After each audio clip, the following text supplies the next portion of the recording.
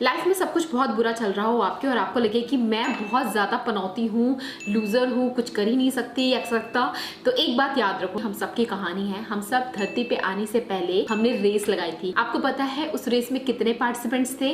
अंदाजा लगा के बताओ।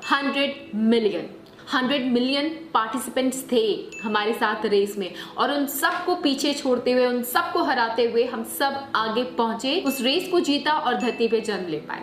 मतलब पैदा होने से पहले हमने इतना बड़ा काम किया कि 100 मिलियन स्पर्म से रेस लगा के जीत गए। सोचो हम लाइफ के कितने बड़े विनर। इस जिंदगी को पाने के लिए कितनी बड़ी रेस लड़ी जब हम चल भी नहीं सकते थे तब। तो अपने आप को ये सोचना कि मैं लूजर हूँ, पनौती हूँ, ये तो फजूल की बात है। भाई इंसान का जन्म मिला है कुछ अच्छा काम करने के लिए, तो अपने आप को कोसना बंद करो और आज की कहानी सुनो। ये कहानी हम सबकी है। आज मैं आपसे बात करने वाली हूँ कि माँ के पेट में बच्चा कैसे बनता है। और माँ के पेट में बच्चा बनने से पहले वो पिता के पास होता है। कुछ हिस्सा माँ के पास, कुछ पिता के पास, और दोनों का कुछ हिस्सा मिलकर के धरती पे आते हैं। अब आ तो गए हम लोग, लेकिन आई एम डैम श्योर हम में से किसी को भी याद नहीं रहा होगा वो रेस हमने कैसे जीती होगी। क्या आपको याद है?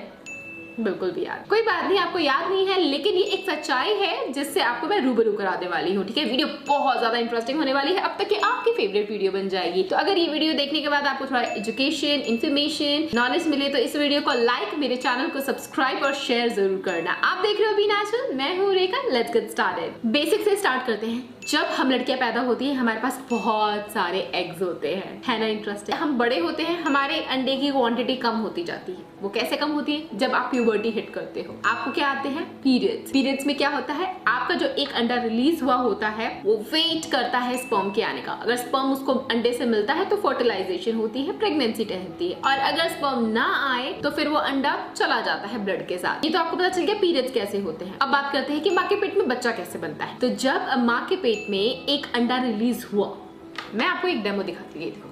ये है डेमो हमारे रिप्रोडक्टिव सिस्टम का। ये है हमारी वजाइना, यूट्रस, फैलोपियन ट्यूब। ठीक है, तो यहाँ से अंडा रिलीज हुआ, ठीक है, फैलोपियन ट्यूब में आया और ये इंतजार करता है स्पर्म का। स्पर्म आया तो ठीक है, फर्टिलाइजेशन हो गई और यूट्रस में इम्प्लांटेशन हो गया, और उसके बाद आपके पीरियड्स नहीं आएंगे 9 महीने तक। तो चलो बात करते हैं कि माँ के पेट में बच्चा आखिर बनता कैसे है।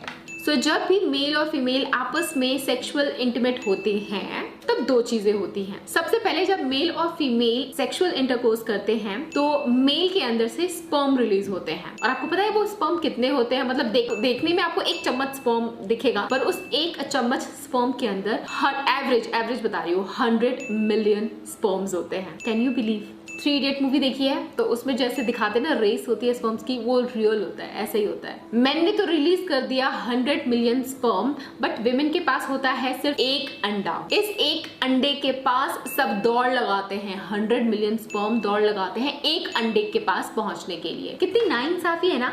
अंडा 1, मजनू स्पर्म, है ना। सब भागते हैं, कोई किसको मिलेगा अंडा, किसको मिलेगा, कंपटीशन होता है। अब आप सोचो कि जब अंडा 1 है तो 100 मिलियन स्पर्म की क्या जरूरत है? फिर तो 100 मिलियन बच्चे हो जाएंगे। ऐसा नहीं होता है, उनमें से कोई 1 ही पहुंच पाता है अंडे तक। अब उसकी पूरी जर्नी होती है और बहुत कठिनाइयों का सामना कर पड़ता है यार। हमने उन कठिनाइयों का सामना किया है तभी हम आज लाइव हैं। जब विमेन के पास 1 अंडा है तो 100 मिलियन स्पर्म में से सिर्फ 1 अंडा ही एग तक पहुंच पाता है, फर्टिलाइज करता है, बच्चा बनाता है। एक इंटरेस्टिंग बात बताती हूँ। क्या आपने सोचा कि स्पर्म एक्चुअल में कैसे दिखते होंगे? ये तो कार्टून में मैं आपको दिखा रही हूँ, आपने अब तक कार्टून में ही देखा होगा। अब मैं आपको एक फुटेज दिखाती हूँ कि रियल स्पर्म माइक्रोस्कोप के अंडर कैसे दिखते हैं। Have a look.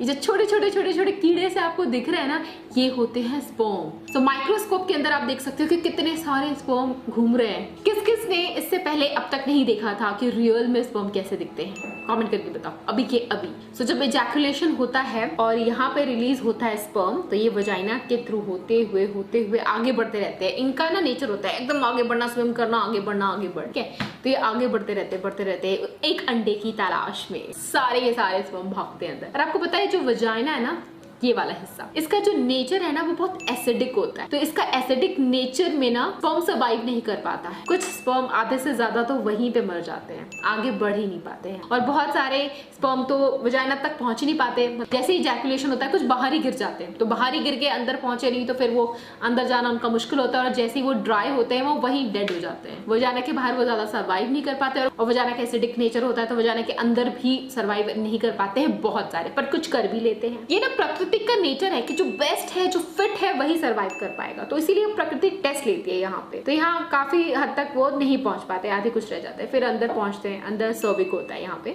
सर्विक है ये वाला हिस्सा ओपनिंग। जनरली सर्विक का माउथ होता है ना, वो क्लोज रहता है, बंद रहता है। बट जब विमेन ओवुलेट करती है, जब हमारा ओवुलेशन होता है, सिर्फ उस टाइम कुछ दिनों के लिए सर्विक का मुंह खुल जाता है। जब सर्विक का मुंह खुल गया है तो स्विम करता करता मस्त हमारा स्पर्म पहुंच जाता है सर्विक के अंदर। सर्विक के अंदर गया, देन घूमते घूमते घूमते घूमते यूट्रस तक पहुंचा, आगे गया स्विम करता हुआ। वहां पर भी ना बहुत सारे हमारी बॉडी का इम्यून सिस्टम होता है, वो उसको पकड़ लेता है, जकड़ लेता है, आगे जाने नहीं देता, उसका रास्ता और मुश्किल बना देता है। मतलब स्पर्म के लिए आसान नहीं है कि सिर्फ दौड़ करके अपने एग तक पहुंच जाओ। बीच में बहुत सारे ऑब्स्टिकल्स, बहुत सारी कठिनाइयां, या मैं आपको ऐसे बताऊं थोड़ा और सिंपल भाषा में, बहुत सारे दुश्मन खड़े होते हैं हमला करने के लिए कि स्पर्म आगे ना भाग पाए। उसको पकड़ते हैं, जकड़ते हैं, जाने नहीं देते, हमला होता है, एक वॉर टाइप की हो जाती है। ये एक सिंपल आसान शब्दों में समझाने की कोशिश की है आपको। और आपको पता है कि इनके स्टार्टिंग पॉइंट से लेकर के मंजिल तक का सफर का डिस्टेंस कितना होता है? On average 20 centimetre. कहने को लगेगा आपको अरे 20 सेंटीमीटर है तो ज्यादा दूर नहीं है, लेकिन वो बहुत छोटे होते हैं, आप अपनी नेकेड आई से देख भी नहीं सकते हो। उनके लिए ये रेस बहुत लंबी होती है। जिसको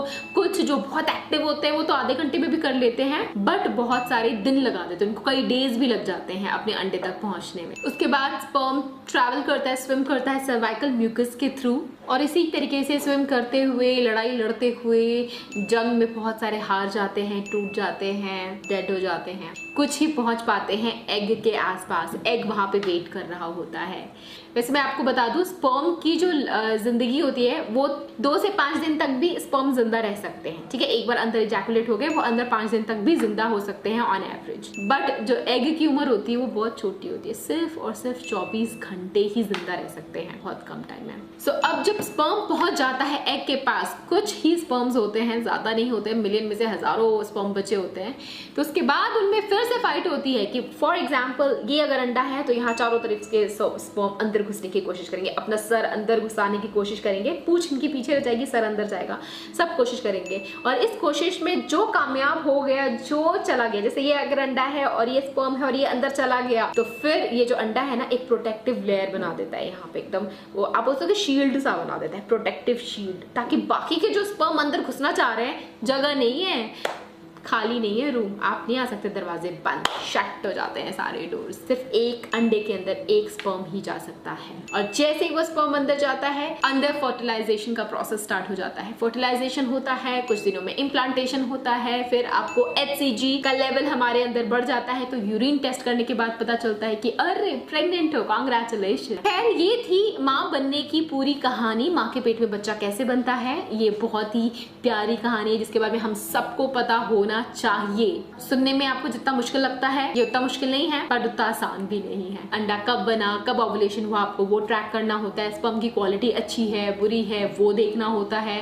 खैर रास्ता तो स्पर्म का बहुत कठिन होता है। तो यार हम सब ने तो ये रेस जीती है ना। अगर आप ये देख रहे हो वीडियो, मतलब आप ये रेस में पार्टिसिपेट किया था, आपने 100 मिलियन लोगों को हरा करके आप आगे जीत करके आए हो, फिर अपनी लाइफ में ऐसा क्यों सोचते हो कि मैं कुछ नहीं कर सकती, मैं फ्रस्ट्रेटेड हूँ अपनी लाइफ से। अपनी लाइफ को लोग सुसाइड करने के बारे में सोचते हैं। अरे क्यों भाई, कितनी प्रीशियस लाइफ मिली है। जब एक जंग पैदा होने से पहले जीत ली, तो पैदा होने के बाद हमें 100 मिलियन लोगों से तो कम्पीट नहीं करना होता है ना, हमारे आसपास के लोगों से कम्पीट करना होता है मोस्टली। तो कर लोगे वो भी, हिम्मत हौसला रखो, सब हो जाएगा, ठीक है। और इस तरह की और इंटरेस्टिंग वीडियो अगर आप देखना चाहते हैं तो do subscribe, like, share my channel. Part 2 के लिए कॉमेंट करके बता दो। रेखा बी नेचुरल मेरी इंस्टा आईडी है, follow me there. And mister and missus friends मेरा व्लॉग चैनल है, वहां भी आकर के आप मेरे व्लॉग्स देख सकते हो। So guys that's it for today, I will catch you again, till then bye guys.